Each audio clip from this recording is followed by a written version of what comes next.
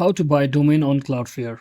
So hello guys, welcome back to my YouTube channel. In this quick tutorial I'll be showing you how to buy domain on Cloudflare.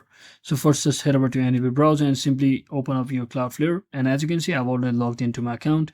Now once you do all of that, you can simply tap on this domain registration button over here at the left section of your screen, and once you tap on it, you should be getting two different options, that is to register a domain or buy a domain using an existing one. So since we are buying it, I will simply type in any of the available domain for my particular name. So let's say I want to download. You can also choose for the .com, go for the .com extension, or you can also go for the .org extension.